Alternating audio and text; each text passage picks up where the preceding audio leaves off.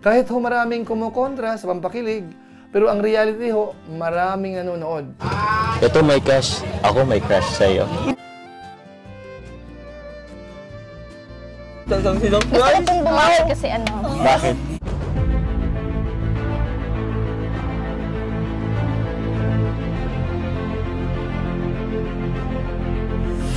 Muli, welcome to my YouTube channel. Ito po si Kuya Julay, ang inyong katugang, ang inyong kalingap. Nabuling bumabati po sa inyo ng magandang araw, magandang gabi. Saang sulok man po tayo ng mundo naroon. At sa araw na ito, meron po tayong panibagong vlog. Ito po ay patungkol sa vlog po ni Kalingap Rab kay Carla, yung part 13. Napanood po natin kagabi. Gawan ho natin ng maiksing reaction video po mga Kalingap. Dahil dito po, mukhang hindi tayo nagkamali o kaya yung mga viewers po natin na parang nahuhulog na talaga ang loob po ni Carla. Bagamat nung nakarang episode po natin, ikinagulat po ng marami dahil bakit parang mataray si Carla. Ano nga ba ang dahilan? Bakit ganun yung pinakita ni Carla dun sa nakarang episode? Dahil dito po, malalaman po natin kung bakit niya po nagawa yun. Pero syempre po, konting paalala muna si Kuya Julay, baka sakaling meron pa po ditong hindi nakasubscribe sa ating YouTube channel. Huwag natin kalimutan, Julay Paunil. Tapos pakipindot po yung notification bell button para lagi po tayong updated sa aking mga video upload. So maraming salamat po sa inyo. Tapos yung atin pong Facebook page, pwede rin po nating isama. Paki-follow po yun, tapos paki-like din po yung mga video upload po natin doon. So maraming salamat po sa inyo. At siyempre po, sina Kuya Bal Santos Matubang, si Kalingap Rab, si Ate Ina Vlog, si Ruel of Malalag, at saka po si Jabber Sniper. Suportahan din po natin. Maraming salamat po sa inyong lahat. Ngayon, tuloy na po tayo. Pag-usapan na ho natin yung vlog po ni Kalingap Rab, yung part 13, patungkol po kay Carla. Dahil dito po sa episode na ito, marami pong niliwanag mga Kalingap. Dahil nung nakaraan nga po, doon sa vlog ni Kalingap Rab kay Carla, nagulat po yung marami. Bakit parang biglang nagbago si Carla? Samantalang nung mga nakaraan, nabanggit nga po natin na parang nahuhulog na po yung kanyang loob kay Jomar. Dahil sa maraming pagkakataon, iba na ho yung kinikilos ni Carla mga Kalingap. Kaso nga lang po, tayo po ay ginulat nung nakarang episode. Dahil nga po parang nagbago yung kanyang pakikitungo kay Jomar. At kahit po si Jomar, sa pakiramdam natin, nabigla rin mga Kalingap. Kumbaga parang hindi siya masaya nung time na yon. Dahil ang laki po ng ipinagbago ni Carla. Pero po sa pagkakataong ito mga Kalingap, masasabi po natin na yung unang kutob natin o kaya naobserbahan ho natin, tama ho tayo. Dahil si Carla ho, meron palang dahilan kung bakit niya po ginawa yon. So ito po, pakinggan po muna natin mga Kalingap. Sige po, buksan niyo na po. Ako ulit? Ikaw na lang. Sige na po, ikaw na lang. Ikaw na lang.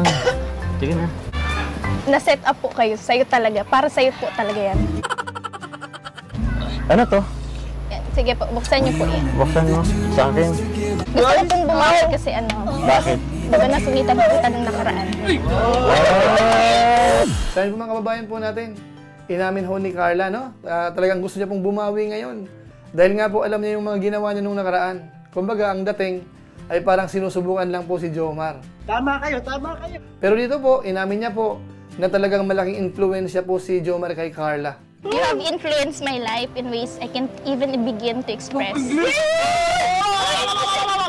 Sa madaling salita, kung atin pong nanamnamin yung mga sinabi po ni Carla, parang iba ho yung dating din ni Jomar. Kumbaga hindi siya ordinary na parang kaibigan lang, nakilala. Kumbaga parang kakaiba mga Kalingap. Ano po? Ngayon po, siguro mas maganda, dagdagan po muna natin ng konting pampakilig. Pagbigyan naman po natin yung ilan sa mga viewers natin. Nakilig po ang hinahanap. Ano po? Kaya pasintabi po muna doon po sa ilan na talagang allergic po sa pampakilig. So ano kaya? Pasado naman ba? Medyo po. Pwede na yun. Ito may crush, ako may crush sa'yo. Diyan ka na naman, pasulyap-sulyap sa'kin. Mas kitang-kita lalo yung ganda mo. Ganda mo talaga. Bagamat siyempre mga Kalingap, naiintindihan po natin yung iba. Yung mga nagko-comment na yung mga recipient daw, huwag ipa-partner dito po sa Kalingap Boys o kaya kung sino man pong member ng Kalingap. Yung mga ganun po, naiintindihan din po natin. Dahil concerned po sila dito sa mga recipient kamukha po ni Carla. Kaso nga lang po, yung ginagawa naman ni Kalingap Rab, sinasabi niya na ito po ay para pampag-good vibes lang mga Kalingap. So yan po mga Kalingap, mga kababayan po natin. Bagamat siyempre para kay Jomar ho, parang hindi siya masyadong konforme. Pero alang-alang po kay Carla, may intindihan niya po muna. Okay lang daw po na parang kaibigan po muna ngayon.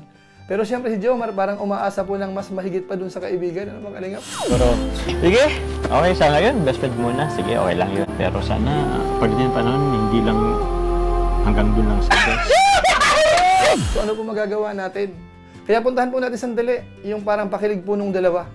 Dahil dito na naman po mga kalingap, talagang yung holding hands po nila, talagang napahawak po dito si Carla. Ano po? Panoorin po natin. Holding hands! Holding hands! Holding hands! Holding hands! Holding hands! Holding hands! Holding hands! Holding hands! Holding hands! Ay, mataas tong hagdan. Pero alalay na lang kita. Ay! Uy! Inay ka lang. Alalay na kita. Ay, hawakan niya sa akin.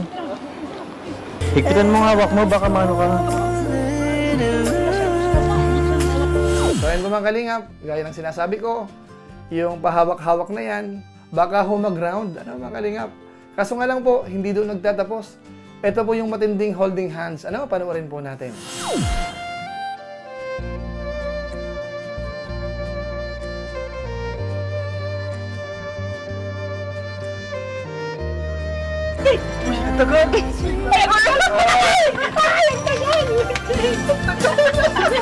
Uy, natutulog na yung kaway! Tanga nun! Tanga nun! Natutulog na yung kaway! Maawa ka lang! So ayun po mga kababayan po natin, medyo ayaw ng bitawan ni Jomar mga kalingap, itong si Carla. So ano po kaya ang masasabi ng mga viewers natin? Alam niyo mga kalingap, kung atin pong obserbahan, si Jomar sa pakiramdam natin, mukhang magaan ho talaga ang kanyang loob kay Carla, mga kalingap ano? At si Carla ho, parang ganun din. Kumbaga, parang merong something. Kumbaga, parang malit lang naman po yung mga kalingap. Kaso nga lang po, mali natin, dumating ang panahon, lumaki ho yun, ano? Although para kay Kalingap Rab po mga kalingap, ito po ay pampag-good vibes lang. Ano po? Kung sakasakali pong magaya po sila ni na Ruel of Malalag at saka po na Rachel, na kung saan ay ngayon po ay masyadong sweet po sila, hindi na po siguro kasalanan yan ni Kalingap Rab. Pwede na!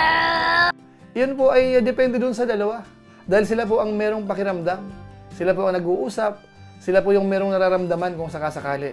Kung ito po ay mauwi sa pagiging magkaibigan, it's okay. Ano? Kung sakasakali namang lumalim-lalim ng konti, bahala sila mga kalingap. Tayo naman ho ay parang tagapanood lamang. Ang mahalaga po dito, wag sanang malagay si Carla sa medyo alanganin. Ano? Yung tipong paiibigin ng isang lalaki, tapos lolokohin lang. Wag sanang mangyari yung ganun mga katugang natin, mga kalingap. Bagamat si Carla ho, ilang buwan na lang, mag-18 na po yan. So depende po sa kanya, kung gusto niya makipagrelasyon halimbawa, kung sakaling madidevelop talaga yan, o hanggang magkaibigan lang po talaga, para mag-focus lang po siya sa kanyang pag-aaral. Basta sa ngayon, ang pinaka-intensyon po ni Kalingap Rab ay ano lang po, pampag-good vibes. Bilang magkaibigan, masayang panonood natin, panonood ng mga viewers, kaya ho mayroong konting pampakilig mga Kalingap. Bagamat siyempre yung pagtulong po dyan, hindi ho nawawala. Dahil sa episode po na yan, nakita natin kung paano rin po natulungan si Carla dito, ano? Siyempre mula sa sponsors yung iba, sa mga followers. May nagpapabigay po pala from Team M of USA. Yes! 2,000 pesos para kay... Thank you. And ito, 3,000 mula naman sa ating channel, Kalingap. Thank you po. Congrats! So marami na pong sumusuporta po sa kanila. Kaya masasabi lang po natin, maraming salamat. Siya nga po pala mga Kalingap, sa inyong kaalaman, yung premiere po niya ni Kalingap Rab ay umabot po ng halos 32,000 doon sa end part. Ano po? So ibig sabihin ho, maraming nanood. Maraming hong sumusubaybay. Kahit ho maraming kumukontra sa pampakilig, pero ang reality ho, maraming nanonood. So masasabi ho natin, marami rin hong may gusto doon sa pampakilig mga Kalingap. Paano masabi? At normal lang po yun. Kanya-kanyang opinion po ang mga viewers. Yung iba, ayaw ng pampakilig. Yung iba naman, gusto ng pampakilig. So ang masasabi na lang po natin, respeto na lang po natin kung ano po ang gusto ng mga viewers po natin. So siguro po sa pamamagitan po niyan, pansamantala magpapaalam po muna tayo. Pero siyempre, gaya po ng dati, meron lang po muna tayong isa shoutout.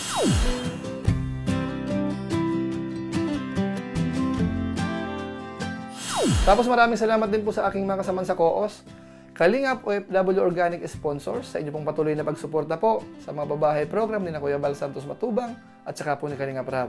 Maraming salamat po sa inyo. At siyempre po sa ating mga viewers, mga followers po ni Kuya July, nanonood po sa ating YouTube channel, sa ating Facebook page, maraming salamat po sa inyo. Lalong-lalo na po yung mga hindi nag-skip ng ads, masipag mag-like at saka po nag-share ng ating mga videos. Kung inyo po itong nagustuhan, pwede po nating i-share. So maraming salamat po sa inyong lahat. So muli, ito po si Kuya Julay, ang inyong katugang, ang inyong kalingap, na pansamantalang nagpapaalam po muna.